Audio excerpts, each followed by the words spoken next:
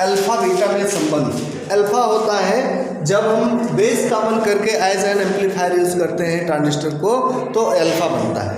और जब emitter common करके एज एन एम्पलीफायर यूज करते हैं तो आपको आउट आईसी और आईबी के बीच का रेशियो, इसको कहते हैं वोल्टेज गेन, तो करंट गेन।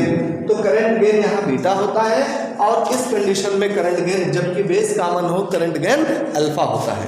अल्फा बीटा के बीच में रिलेशन हमें समझना है, और साथ साथ हम पीएनपी ट्रांजिस्टर समझ चुके हैं, तो पीएनपी ट्रांजिस्टर के साथ साथ हम आज एनपीएन समझेंगे। एनपीएन समझते हुए की वर्किंग समझते हुए अल्फा बीटा में रिलेशन भी करेंगे। ठीक है, तो सब लोग ध्यान से देखते रहिए। सबसे पहले एनपीएन ट्रांजिस्टर समझ लें। एनपीएन ट्रांजिस्टर होता क्या है, तो जैसा आप पीएनपी में समझे हो, सेम मैनर में एनपीएन ट्रांजिस्टर में दो एन टाइप क्रिस्टलों के बीच में पी टाइप क्रिस्टल की पतली पट्टी रखकर एनपीएन ट्रांजिस्टर बनाया जाता है। तो एनपीएन ट्रांजिस्टर में दोनों तरफ एन टाइप क्रिस्टल है, इमिटर और कलेक्टर एन टाइप है जिसमें बहुत सारे इलेक्ट्रॉन्स हैं, और बेस में बहुत सारे कोटर्स हैं। तो इनकी वाइसिंग हम इस तरह से करें, हमारा उद्देश्य होता है कि इमिटर से चार्ज कैरियर इमिट हो और कहाँ पर पहुँचे, कलेक्टर पर। इमिटर से चार्ज कैरियर चले कलेक्टर की ओर। इसके लिए यह आवश्यक है कि इमिटर को हम नेगेटिव टर्मिनल से, एक बैटरी इमिटर और बेस के बीच में जोड़ा VEB के नेगेटिव टर्मिनल को इमिटर से और इसके पॉजिटिव टर्मिनल को बेस से जोड़ते हैं। तो इस तरह से सारे इलेक्ट्रॉन्स बेस की ओर चलने लगते हैं और बेस के कोटर इमिटर की ओर चलने लगते हैं। किसकी ओर चलने लगते हैं, इमिटर की ओर चलने लगते हैं। और पहला पीएन जंक्शन, ये चाहे पीएन कहें चाहे एनपी कहें, तो एनपी जंक्शन या पीएन जंक्शन पहला वाला जो इमिटर बेस के बीच का है, ये फॉरवर्ड बायस में है। इसके चार्ज कैरियर एक दूसरे के रीजन में जा रहे हैं।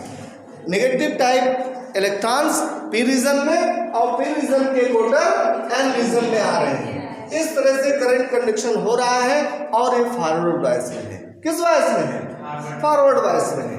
इस तरह से ये फॉरवर्ड बायस में है, अग्रभनक में है, लेकिन इन इलेक्ट्रॉनों को हमें पहुंचाना है कलेक्टर में।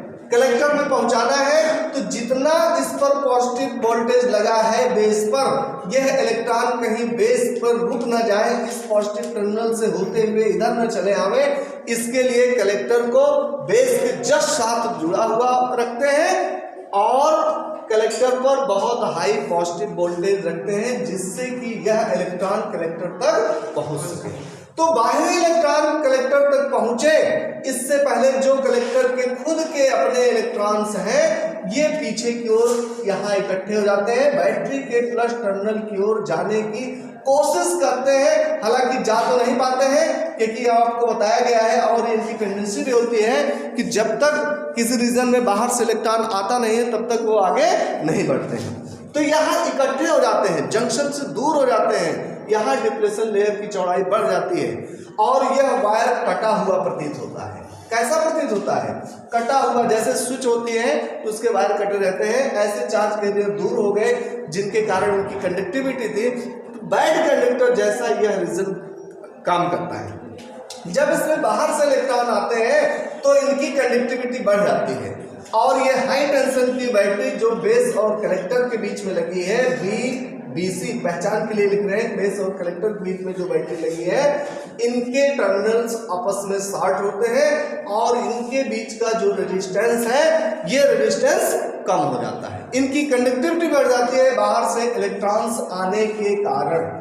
ये बाहर का मतलब कहाँ है, ये इमिटर से आने वाले इलेक्ट्रॉन जो बेस की ओर चल रहे हैं, वो बेस से कलेक्टर की ओर चलते हैं, इस कारण इनकी कंडक्टिविटी बढ़ती है। और अब यह VBC के पोटेंशियल के कारण, विभवांतर के कारण इनके बीच में करंट बढ़ता है, जिसको हम कहते हैं IC। और इमिटर से जितने इलेक्ट्रॉन इमिट हो रहे हैं, इनके कारण हमने करंट को कहा IE। ठीक, तो IE और IC बराबर नहीं होते, क्योंकि आप देखते होंगे कुछ बच्चों को एक तरफ से भेजा जाए कि आप ये सामान उधर रखाइए, कुछ लोगों को भेजा जाए कि इधर ले आइए।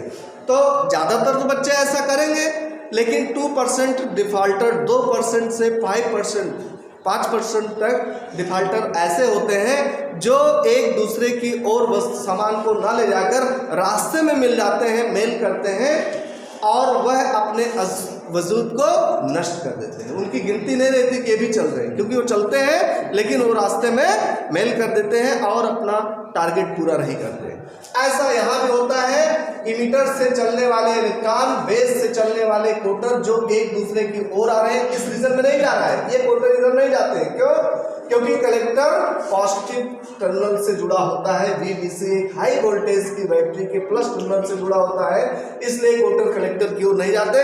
कोटर चलते हैं नेगेटिव टर्मिनल VEB के नेगेटिव टर्मिनल की ओर चलते हैं और यह ओनली 2%, कितना?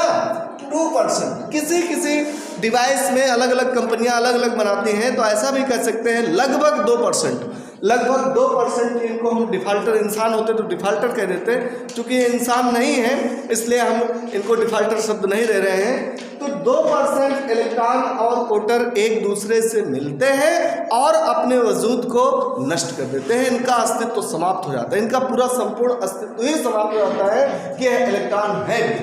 जैसे ही एक इलेक्ट्रॉन एक कोटर से मेल करता है, संयोग करता है, दोनों का अस्तित्व समाप्त हो जाता है।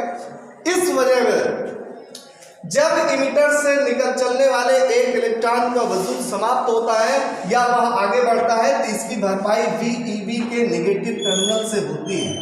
अगर यह कलेक्टर तक पहुंच रहे हैं तब तो ठीक है, रास्ते में अगर मेल कर रहे हैं तो उसकी भी भरपाई VEB के नेगेटिव टर्मिनल से होती है। लेकिन अब समस्या यह है कि कोटर, यहाँ जो P रीजन है इसका कोटर जो नष्ट हो गया, इसकी भरपाई कहीं से नहीं होगी, क्योंकि कोटर चलते नहीं। हम ये मानते हैं कि कोटर चलते नहीं हैं। PNP ट्रांजिस्टर में यह सुविधा थी, उसमें यह प्रॉब्लम नहीं थी कि इनकी भरपाई कहाँ से होगी। यहाँ पर N रीजन था, इलेक्ट्रॉन नष्ट हुआ, बैटरी के नेगेटिव टर्मिनल से पहुंच जाता था। लेकिन ऐसा नहीं है कि इस रीजन से नष्ट हो, यहाँ पर इमिटर और बेस के बीच में करंट कंडक्टिविटी से कोटर का लॉस हुआ है, तो उसकी भरपाई कैसे होगी आइए समझें। इनकी भरपाई के लिए जैसे ही एक इलेक्ट्रॉन कोटर से मेल करके उसके अस्तित्व को समाप्त करता है तो इलेक्ट्रॉन की भरपाई तो VEB के नेगेटिव टर्मिनल से हो जाती है, लेकिन कोटर की भरपाई के लिए यहाँ एक सहसंयोजी बंध टूटता है, कोवैलेंट बॉन्ड टूटता है। जैसा कि आपको बताया गया था कि P टाइप क्रिस्टल में चाहे N टाइप क्रिस्टल में, इसमें बहुत सारे बॉन्ड होते हैं, इलेक्ट्रॉन की बॉन्डिंग रहती है और फ्री इलेक्ट्रॉन या कोटर ही जिम्मेदार होते हैं। एक सहसंयोजी बॉन्ड टूटता है, कोवैलेंट बॉन्ड टूटता है, इससे 2 इलेक्ट्रॉन फ्री होते हैं और कोटर की भरपाई करनी है तो जैसे ही कोवैलेंट बॉन्ड टूटता है, इलेक्ट्रॉन आता है VEB के प्लस टर्मिनल पर, अपने अस्तित्व को समाप्त करता है और उसकी जगह पर एक खाली स्थान, एक कोटर उत्पन्न हो जाता है। इलेक्ट्रॉन का खाली स्थान हम नहीं कह सकते कि कोटर VEB से चलकर यहाँ पहुँचते हैं। अगर कह भी दिया, लिख भी दिया तो बहुत गलत बात नहीं, क्योंकि चलता हुआ माना जाता है, लेकिन यहाँ पर इलेक्ट्रॉन उल्टा चलेगा, ठीक है। इलेक्ट्रॉन यहाँ उत्पन्न होगा, एक कोवैलेंट बॉन्ड टूटेगा और वहां 2 इलेक्ट्रॉन फ्री होंगे, तो एक इलेक्ट्रॉन यहाँ से आएगा VEB के पॉजिटिव टर्मिनल पर और उसका अस्तित्व समाप्त होगा, उसकी जगह पर खाली स्थान अर्थात एक कोटर की भरपाई हो जाती है। और जो N रीजन का इलेक्ट्रॉन का अस्तित्व समाप्त हो गया था उसकी भरपाई कहाँ से? VEB के नेगेटिव टर्मिनल से। तो यहाँ से चलने वाले इलेक्ट्रॉन जो कि संग्राहक में पहुंच रहे हैं, इसके कारण करंट बह रही है IC, कलेक्टर में करंट बह रही है IC, लेकिन कुछ रास्ते में मेल कर रहे हैं, उसकी भी भरपाई इन्हीं से हो रही है, IE से ही हो रहा है। इस तरह से एक बहुत इंपॉर्टेंट फार्मूला इसमें आता है, एक बहुत इंपॉर्टेंट इक्वेशन आता है, IE equal to IB plus IC। Emitter से जितना चार्ज करके चल रहे हैं वही कलेक्टर पर पहुंच रहे हैं, कलेक्टर करंट का कारण बन रहे हैं, लेकिन जो बेस करंट बन रहा है वो भी, क्योंकि इसमें इलेक्ट्रॉन चलते हैं इस ओर, बेस से VEB के प्लस टर्मिनल की ओर, तो करंट चलेगा इनका उल्टा, करंट इस तरफ चलेगा। यहाँ इलेक्ट्रॉन चल रहे हैं कलेक्टर से VBC के पॉजिटिव टर्मिनल पर, तो करंट चलेगा ऊपर की ओर। तो इन दोनों का सम ये टोटल करेंगे IE के इक्वल मिलता है। ठीक है, यहाँ इलेक्ट्रॉन कैसे चल रहे हैं, यहाँ से चल रहे हैं इस ओर, VEB के नेगेटिव टर्मिनल से इमिटर तक चल रहे हैं, तो करंट चलेगा इस ओर, IE नीचे की ओर। तो IE equal to IB plus IC। ठीक है, एज एन ट्रांजिस्टर की तरह इसी तरह यूज होता है। जब इसका एम्प्लीफिकेशन करना होता है तो हम इसी बेस करंट को बढ़ा घटाकर, बेस वोल्टेज को घटा बढ़ाकर, या एमिटर के वोल्टेज, बेस और एमिटर के बीच के वोल्टेज को घटा बढ़ाकर हम एज एन एम्पलीफायर यूज करते हैं।